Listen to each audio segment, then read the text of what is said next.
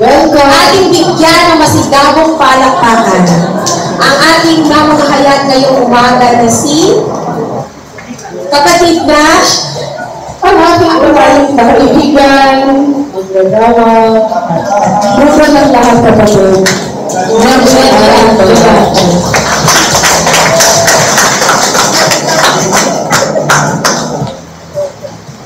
Magandang umaga po sa ating lahat. Magandang umaga po! Ayan. Dahil hindi po ako naabisuhan ng maaga, ako rin po sa nagpapasalamat sa Panginoon dahil ako rin kanyang binulungan. Pinaaralan niya sa akin na ngayon ay Agosto at buwan ng Bita. Actually, uyanan niya namin, meron na akong multa. So, tuwing Agosto po, akin pong hamon sa aking sarili. Hamon sa aking sarili na sikapin na magsalita sa wikang Pilipino. Nung bata po ako kasi, kami ay pinalaki na nagsasalita ng wikang Ingles sa bahay. Kaya po nung ako ay pumasok sa paaralan, ako po ay pinagtatawanan dahil marami po akong wikang Tagalog na hindi naiintindihan. Lalo na po nung ako ay, siyempre pag namalengke po tayo, hindi naman po nag-i-English yung mga nasa palengke. So sa unahin na katawa-tawa, no? Pinatawa natin sa sarili natin. Pero ngayon bilang isang guro, gusto na din pa rin ng aking advokasya, ang paglinaw at pagpapahalaga sa ating bilang Pilipino dahil ito po ay sumasalamin ng ating kultura, ng ating pagkakakilanlan. So, napakahalaga po, no?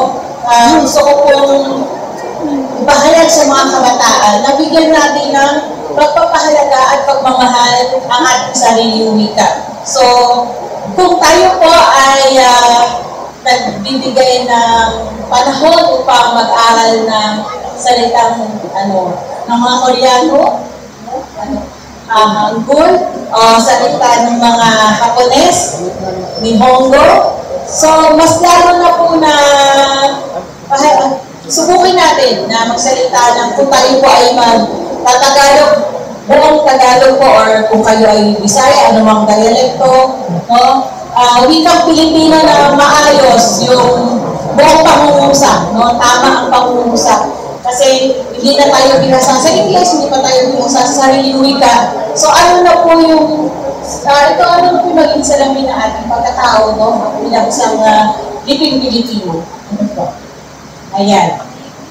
So sa umagang ito po, nais ko pong ibahagi ang aking mga pagdinilay sa ating mga pinag-aralan at kung paano ko po ito ay maaasimila o maiaangkop sa aking pong sariling buhay at mga pinagdadaanan at ang aking hangarin na naway kayo po rin ay mangusap sa inyong Panginoon at maging daluyan ng pagpapala.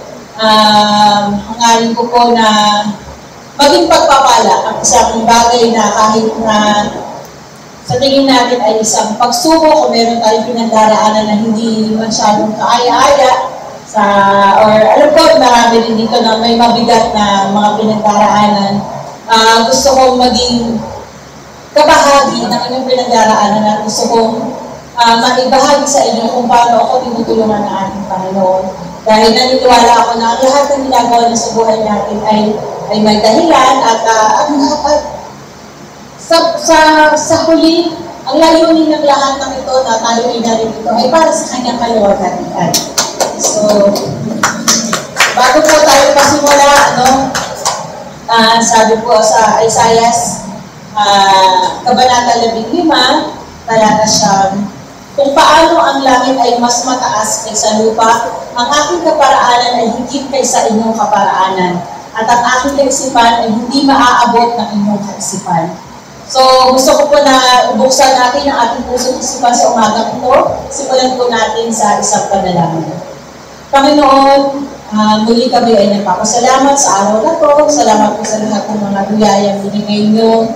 Salamat sa buhay na kami ay humihinga, malakas, At nakapagtipon-tipon, Panginoon, at palayan ng kakapunan sa iyo. Hinihingi namin ang tulong ng Banal na Espiritu na buksan niyo po ang aming mga puso at isipan. Tanggalin niyo po ang mga kasinungalingan na ginamit ng kaaway, kasinungalingan na pinaniwalaan namin mula pa sa simula na sinabi sa amin ng mga tao. Alisin niyo po lahat kung may mga malaki sa aming isipan, kung ano man ang aming pinaalala sa oras na to. Banal na Espiritu, tanggalin mo po ang lahat ng alalahanin sa aming puso at isipan at hayaan kung kami ay makinig sa iyo, Panginoon, at tunay namin maramdaman na iyong presensya, Panginoon. Muli, tinataas namin lahat ng papulit ko sa salamat sa pangalan ni Jesus. Amen.